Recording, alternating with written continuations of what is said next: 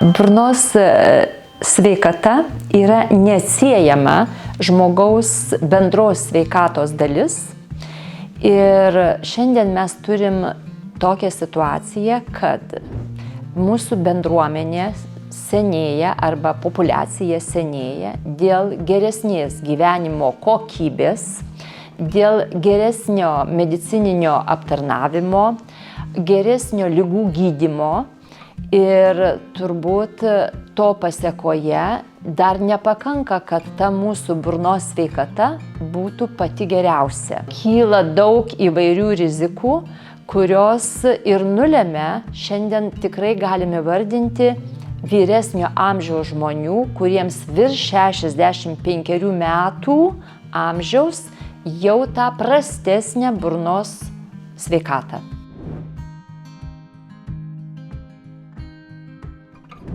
Su amžiumi vyresnieji mūsų žmonės visi jau beveik gali vardinti, kad serga bent viena kažkokia lėtinė liga.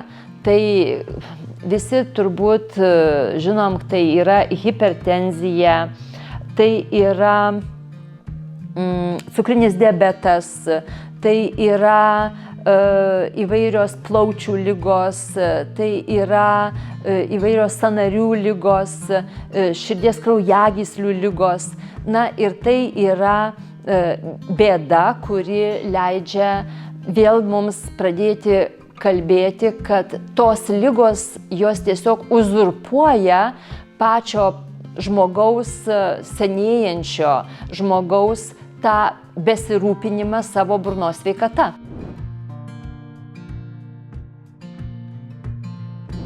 Patirtis sako, kad mūsų burnos vyresnio amžiaus žmonių burnos sveikata yra prasta. Jinai yra prasta dėl daug dalykų. Dėl to, kad kiekvienas tas mūsų senas žmogus turi sveikatos problemų, bendros sveikatos problemų daug. Aš tik ką kalbėjau, kad bent po vieną lėtinę ligą turi. Senatvėje jau dauguma žmonių ne po vieną ligą turi. Ir tos ligos kartais įtakoja ypatingai mūsų raumenų atrofiją. Atsiranda raumenyno silpnumas, atsiranda, reiškia, mūsų gebėjimas būti stipriems, atsiranda, reiškia, silpnumas akyse, regėjimas, kaip sako seni žmonės, nugrubo rankos yra toks terminas. Tai ir tada ta pati priežiūra pačio žmogaus, pasirūpinimas ta burnos sveikata, jisai nueina į antrą planą ir atrodo, kad jau jos mums nebereikia. Ir vat iš čia paskui kyla daug problemų, kad tas vyresnio amžiaus žmogus, jisai pradeda sirgti įvairiom burnos ligomis. Reiktų pasidžiaugti dar tuo, kad Lietuva įsijungė į tą mūsų geriatrijos visą tobulinimą, kuriasi geriatrijos ir studentam mokymo ciklai tokie, kad tas baigęs odontologiją gydytojas, jisai suprastų, kaip reikia tiesiog padėti tam vyresniam žmogui susitvarkyti arba prieiti prie burnos sveikatos.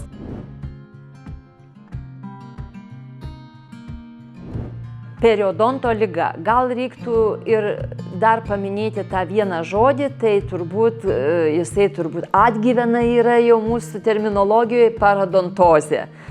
Turbūt tą supras terminą visi, bet šiaip šiuolaikinėje medicinoje, odontologijoje tai yra periodonto liga. Tai dažniausiai kas yra ta periodonto liga? Visi galvoja, kad periodonto liga tai čia yra paveldima, čia yra dėl senatvės, dantys pradeda judėti, jie pasidaro paslankus, kartais pūliuoja aplink tuos dantis, kartais žmogus sako, aš čia pats juos visus pamečiau, man jie visi iškrito, išpūliavo, čia aš taip paveldėjau. Tai tikrai nėra tiesa. Ta liga yra nepaveldima, bet ta liga dažniausiai prasideda po to, kaip jeigu prisimint, kaip aš sakiau, kad žmogų uzurpuoja vyresnį amžių žmogų, ta bendra sveikata uzurpuoja ir jis pamiršta, kas tai yra burnos sveikata.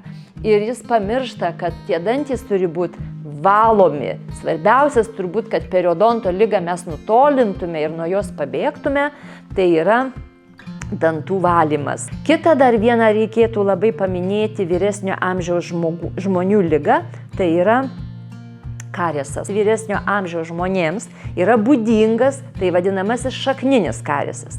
Nes tas šakninis kariesas tai yra, kuris jau ten atsiranda, visi žmonės sako, žinai, man ten prie dantenų skauda kažką tai. Ten man prie dantenų su šepetėliu valant yra labai jautru. Tai va tas kariesas yra ten toj vietoj, kai tas dėl periodonto ligos tas mūsų kaulas atsitraukia, dantis apsinuogina, danties šaknies cementas apsinuogina ir ten tie mikroorganizmai per tą apnašą jie sukelia tą rūgščią terpę ir tas mūsų danties šakninė dalis sugenda ir atsiranda tas vadinamasis kariesas. Reiktų paminėti, kad didžiausia liga, kurią mes galim procentaliai įvardinti vyresnio amžiaus žmonėms, tai ir yra tas kariesas. Ne periodonto liga, bet kariesas. Ir dėl to karieso žmonės dažniausiai netenka dantų, tampa bedančiais, nors reikia pabrėžti, kad šiandieniniai mūsų 70-mečiai Lietuvoje jie tikrai turi daug daugiau dantų ištausoję, negu tai buvo prieš 20-30 metų. Dar viena bėda, kurią mes senų žmonių tarpe sutinkam ir jinai yra dažna ir žmonės turbūt patys net nesugeba to įvardinti, tai yra kserostomija kitaip vadinama. Arba labai paprastai įvardina, kad seilių sumažėjimas burnoje ir tai vyksta ne dėl kažkokių ligų, o dėl to, kad mūsų raumenys silpnėja ir atrofuojasi tam tikros seilių liaukos, kurios gamina seilės ir taip mes turim tą burnos sausumą. Šalia prie kserostomijos išsivystymo dar prisideda labai didelis vaistų kiekio naudojimas. Turbūt kiekvienas tas mūsų vyresnis žmogus gali įvardinti, kad jis naudoja turbūt ne mažiau negu 3-4 vaistus per dieną.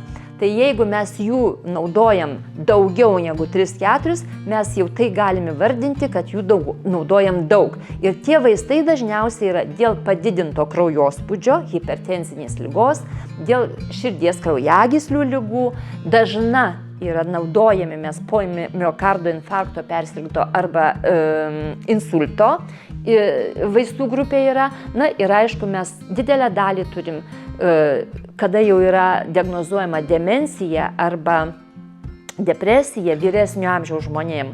Tai yra 70-mečiai mūsų reiktų pabrėžti. Tai šie naudojami dėl šių ligų vaistai sukelia hiposalivaciją. Ir va ta hiposalivacija tai yra pamažina, mes tų seilių turim išsiskyrimą mažesnį. Ir va ta kserostomija, jinai priveda prie to, kad mes paskatinam periodonto ligą, apnašo didėja, nusivalymas apsunkėja, maistas mūsų kramtomas yra prasčiau, todėl kad sausa burna yra. Tada mes turim blogesnį nusivalymą, nes prilimpa labiau. Ir va štai mes turim tokį dar net labai pavojingą sindromą, tai vadinamasis grybelis, kuris jisai gali užvesti ne tik tai, kad burnoje tam tikrus pokyčius, bet ir mūsų visam organizme sukelti tam tikras labai sunkias sisteminės ligas.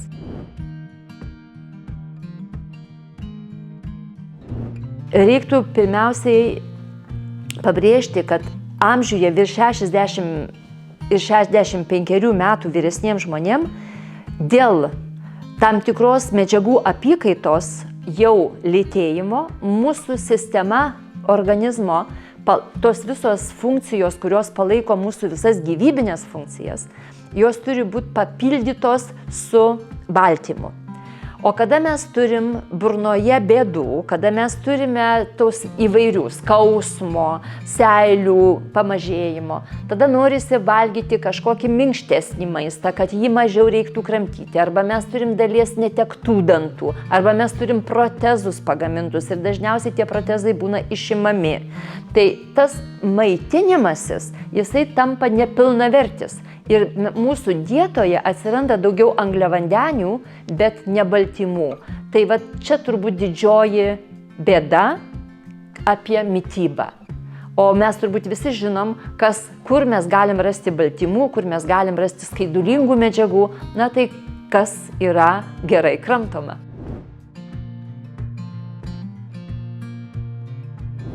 Dažniausiai savarankiškai gyvenantis senjoras, jis turėtų žinoti, kad pats geriausias draugas, kaip burną prižiūrėti, yra dantų šepetėlis ir dantų pasta.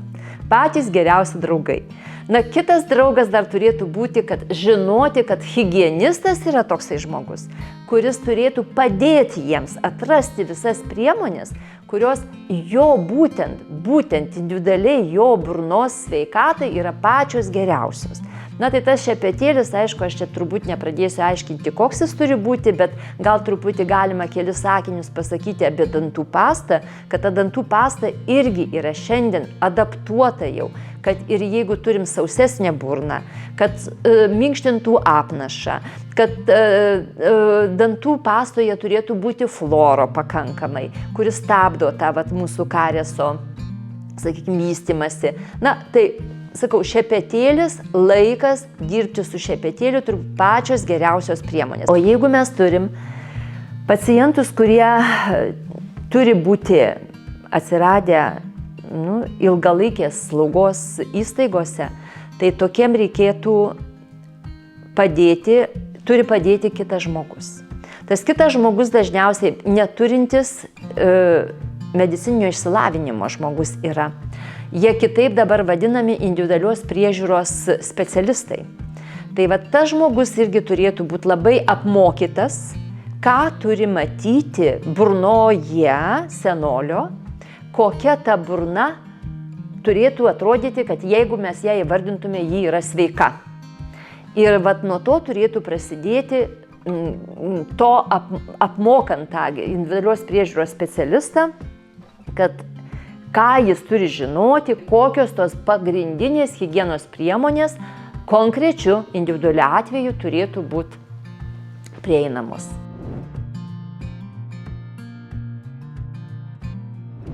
Pirmiausiai, apie tai jis turėtų žinoti, kokia ta burnos sveikata yra.